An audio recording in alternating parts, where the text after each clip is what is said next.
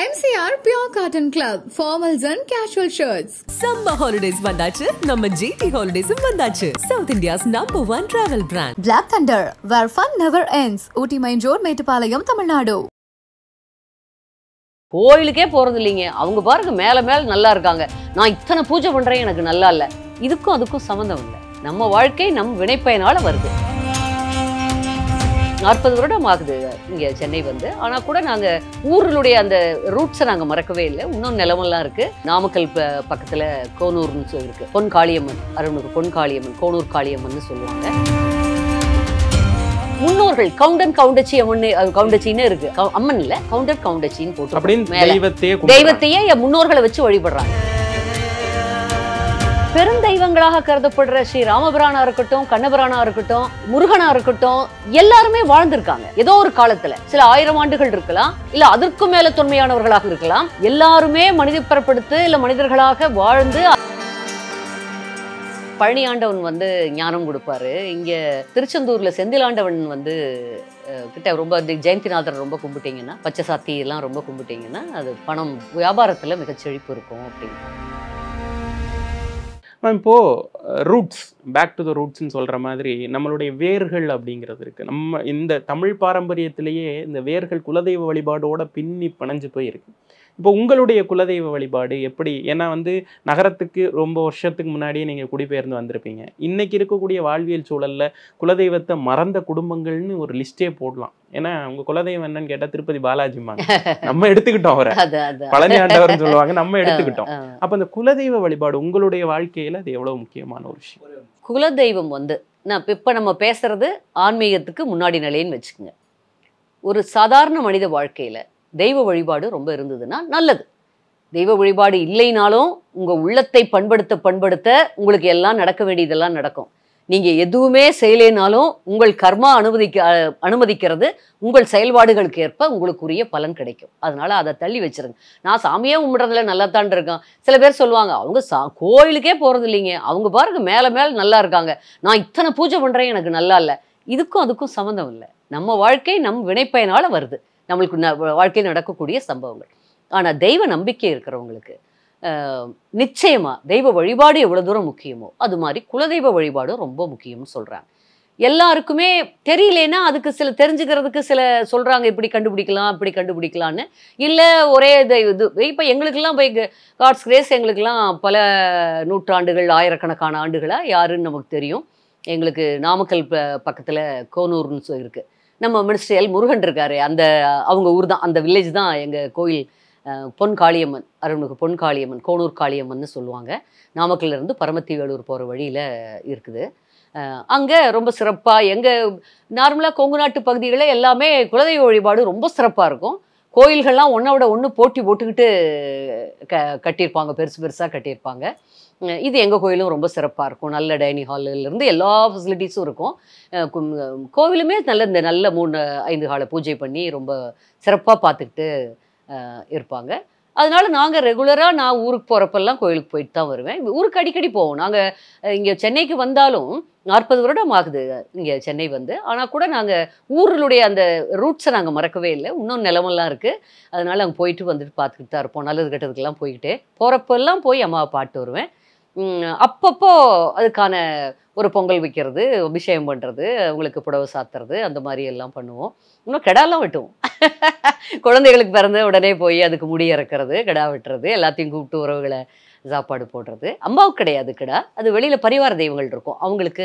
அந்த டவுட் எனக்கு ரொம்ப நாளா கேட்க. நான் வந்து கொங்கு பெல்ட்ல தான் படிச்சேன். ஆக்சுவலா எங்க கொங்கு பொறியியல் கல்லூரியில தான் படிச்சேன், ஈரோட்ல. நான் வந்து பேஸ் நாகர்கோயில். எனக்கு அங்க போய் பார்த்த உடனே மாரியம்மன் கோயிலு கிடா வெட்டுறாங்களா அப்படின்னு உடனே எனக்கு ஆச்சரியம். என்னடா, ஏன்னா சவுத் பகுதிகள்ல வந்து முழுக்க சைவ வழிபாடு ஆக்சுவலா. அப்போ வெட்டுவாங்க. ஆனா அது தெய்வம் வந்து சுடலமாட சாமிக்கு ஐயனாருக்கு அப்படி தான் வெட்டுவாங்க. அது கோயிலுக்கு வெளியே, தெய்வ அதாவது பரிவாரத்துக்கு வெளியே. ஓகே, அப்பதான் புரிஞ்சுக்கிட்டேன். அவங்க வந்து ஓகே வீட்டுல வச்சு வெட்டுவாங்க. ஈரோட்ல எல்லாம் வந்து நோன்பி நடக்கிறப்ப மாரியம்மன் ஃபெஸ்டிவல் அப்ப வீட்டுல தான் வெட்டுவாங்க. அப்பதான் சொன்னாங்க இந்த மாதிரி ஒரு திருவிழா மாதிரி இது. ஊர்ல கிராமங்கள்லயா இருந்தா கிராமத்துல ஒரு இந்த மெயின் பிளேஸ் இருக்கும் இல்லையா, அங்கே வச்சு வெட்டுவாங்க. சாவடின்னு சொல்லுவாங்க, அந்த மாதிரி இடத்துல பக்கத்தில் எங்கேயாவது வச்சு வெட்டுவாங்க, எல்லாரும் சேர்ந்து வெட்டுவாங்க. இது நீங்கள் சொன்னது தான். அம்மன் கோவில் வந்து உள்ளுக்குள்ளே இருக்கும். அம்மா அதுக்கு தனி, அதுக்கு பச்சை பூசைன்னு சொல்லுவாங்க. அதுக்கு ஒன்லி சக்கரை பொங்கல், வெண்பொங்கல், தேங்காய் பழம் வழிபாடு தான், அது தனி. வெளியில தான் அவங்களுடைய அடுத்த பிரகாரத்தில், வெளிப்பிரகாரத்தில் தான் கருப்பண்ணார், மதுரை வீரன், முனி சிலதுல எங்களுதுல புத்தூர் பெரியசாமின்னு இருக்குது, ராக்கியண்ண சுவாமின்னு இருக்கு. எங்களுதுல இன்னொரு சிறப்பு என்னன்னா, எங்களுது வந்து முன்னோர்கள் கவுண்டன் கவுண்டச்சி கவுண்டச்சின்னு இருக்கு. பரிவார தெய்வங்கள்ல உங்களுடைய பரிவார தெய்வம் இல்ல, பரிவார தெய்வங்கள்ல ஒரு முன்னோர் ஒருத்தர் இருக்காங்க. இது என் கணவருடைய கோவில், கோனூர் காளியம்மன்கிறது. நான் பிறந்த கோயில், பெண்களுக்கு தான் ஒரு தெய்வம் கூட நிரந்தரம் இல்லை. ஆனா நான் நினைச்சுக்கிறது எல்லா தெய்வமும் எங்களுக்கு 2 தெய்வம் எங்களுக்குன்னு. நான் பிறந்தது வந்து வாங்கலம்மன், புது வாங்கலம்மன் சொல்லுவாங்க. வாங்கல்னு கரூர் பக்கத்துல, ஜஸ்ட் எல்லாம் பக்கம் பக்கம் தான், கரூர் பக்கத்துல அந்த கோவில். இப்போ எங்களுதுல வந்து குலம்னு சொல்லுவாங்க, கூட்டம் குலம் அப்படின்னு. அது பங்காளி வீடு. அந்த ஒரு குலத்துல பிறந்தவங்க எல்லாம் பங்காளிகள்.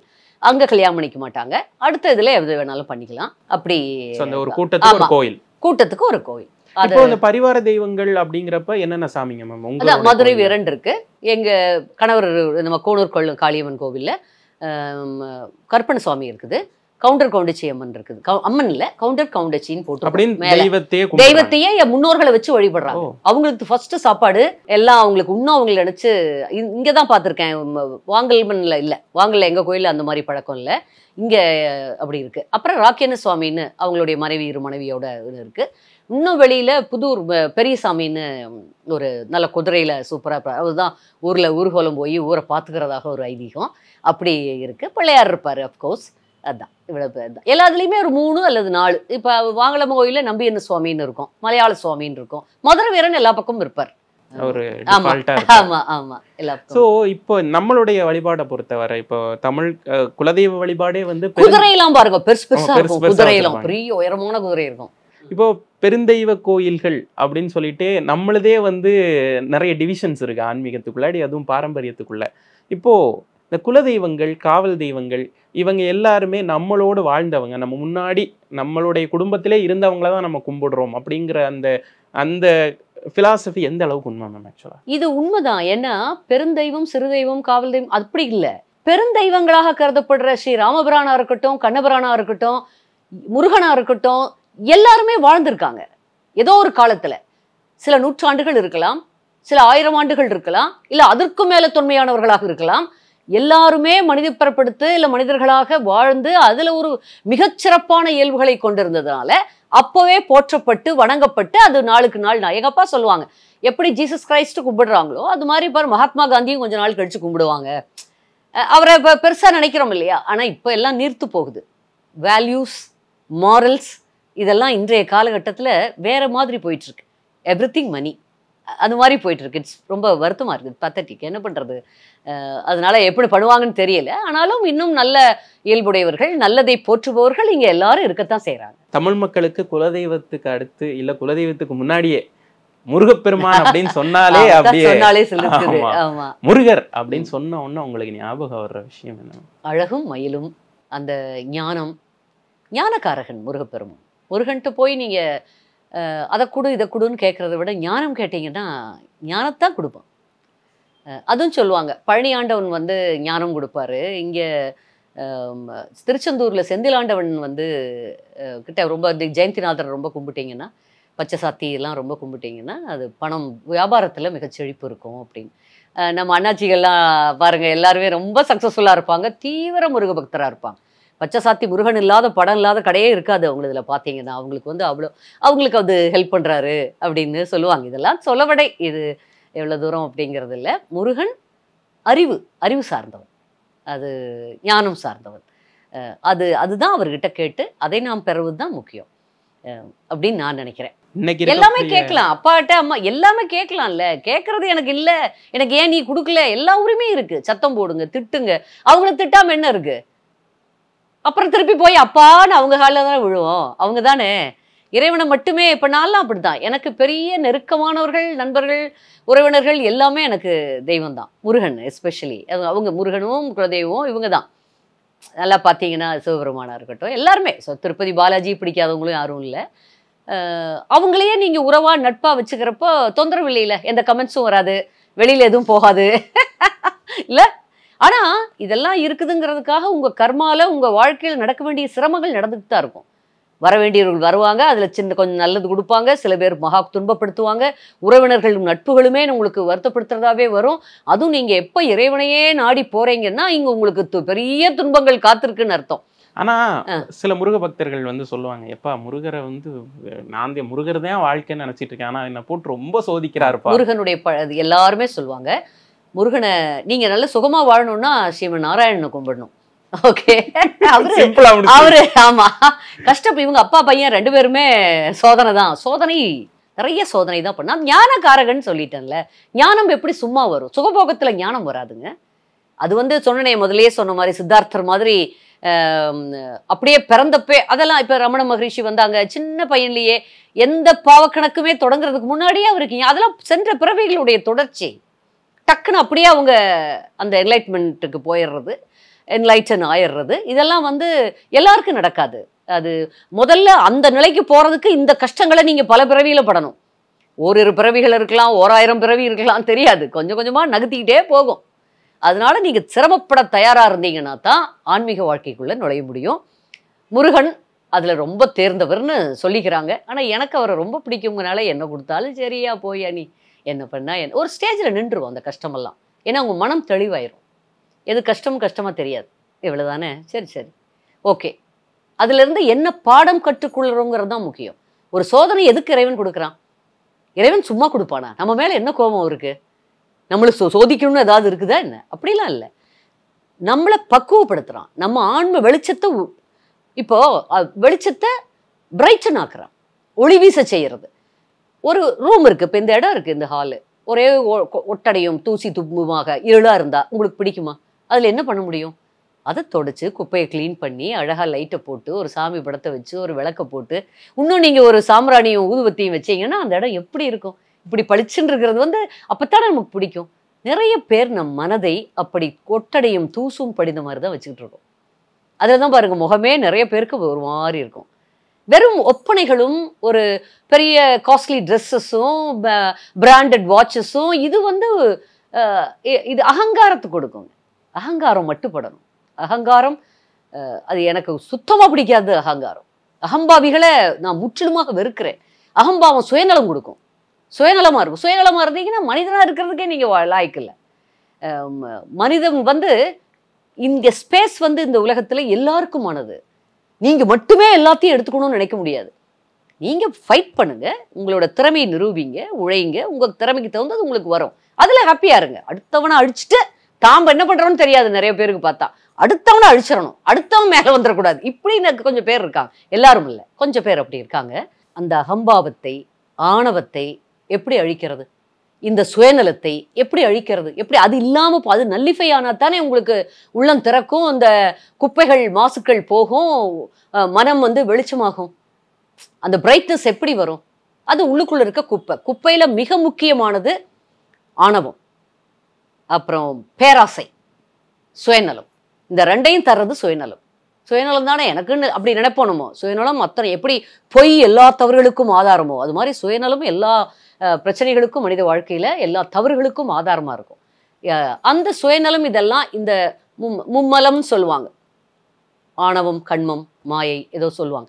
இதெல்லாம் அழியணும்னா, இந்த மும்மலங்களும் அழியணும்னா நீங்க வந்து சோதனைகளுக்குள்ளாகணும். இது ஒரு கோல்டு இருக்கு, பசும்பொன்னா எப்படி ஆகும்? அதை உருக்கி உருக்கி ஒரு நகை பண்றதுனா என்ன பண்ணுவாங்க? உருக்கி அது பல இதுல புடம்போட்டு அப்படித்தான் பண்ணுவாங்க. அது மாதிரிதான் மனித மனசு. அதுக்குத்தான் சோதனைகள். இல்லைன்னா இறைவன் போய் முருகப்பெருமான் நமக்கு கஷ்டம் கொடுப்பானா? நான் எனக்கு அது புரிஞ்சிருச்சு. இவ்வளோ அன்பை காட்டுற தெய்வம், தயகூர்ந்த தயையான தெய்வம், எந்த தெய்வமா இருக்கட்டுமே, ஜீசஸ் கிரைஸ்ட விட அன்பு லவ் இஸ் காட். அவரு ஜீசஸ்னாலே ஒரு அன்பு இல்லையா? நாயகம் சொல்றதெல்லாம் பார்த்தீங்கன்னா சகோதரத்துவம்லாம் அடேங்கப்பா அவர் வாழ்க்கையில பார்த்தா அவ்வளோ நல்லா இருக்கும். எந்த தெய்வம் யாரு? புத்திசம்ல புத்தரை விடவா, மகாவீரரை விடவா கருணை? ஒரு சின்ன எறும்பு கூட கஷ்டம் கொடுக்க கூடாதுன்னு அப்படி ஒரு வீர, என்ன சைவமா அது என்ன சொல்றது, அப்படி ஒரு அஹிம்சை.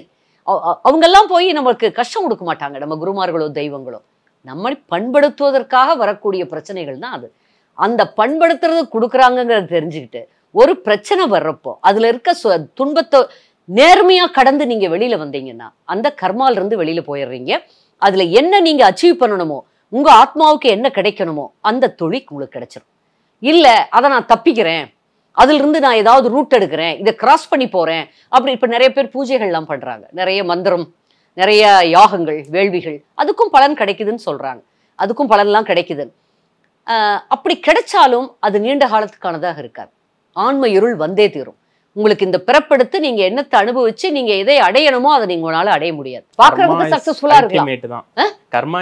அல்டிமேட். அது இத நான் என்னுடைய மனதுக்கு, யாருக்கும் இதுக்கு எதிர்கருத்துகள் இருக்கலாம். ஆனா நான் புரிஞ்சுக்கிட்டது, இறைவன் எனக்கு உணர்த்தியது இதுதான். இதுல இருந்து வெளியில போகவே முடியாது. ஒன்ஸ் நீங்க 10th பாஸ் பண்ணணும்னா அந்த பப்ளிக் எக்ஸாம் நீங்க அட்டன் பண்ணியே ஆகணும். அதுல ஒழுங்கா படிச்சு பாஸ் பண்ணியே ஆகணும் இல்லையா? அதுக்கு டே நைட் கொஞ்ச காலமாவது படிச்சிருக்கணும். அது மாதிரி இதுவும் உள்ள கிராஸ் பண்ணி தான் போய் ஆகணும். அந்த பரீட்சையை ஜெயிச்சு அதுக்குரியதை அச்சீவ் பண்ணி போய்கிட்டே இருக்கணும். நீங்க அதை ஷார்ட்கட், ராங் ரூட்ஸ் அப்படிலாம் எடுத்தா அப்போதைக்கு அது வெற்றி பெற மாதிரி இருக்குமே தவிர அது அல்டிமேட் அல்ல. அது உங்களுக்கு இந்த மனித வாழ்வுக்கான ஒரு சரியான தீர்வும் அல்ல. நல்ல நிம்மதியான வாழ்க்கை. MCR Pure Cotton Club, formals and casual shirts. Summer holidays vandachu, நம்ம GT Holidays vandachu. South India's #1 travel brand. Black Thunder, where fun never ends. Ooty Main Road, Mettupalayam, Tamil Nadu.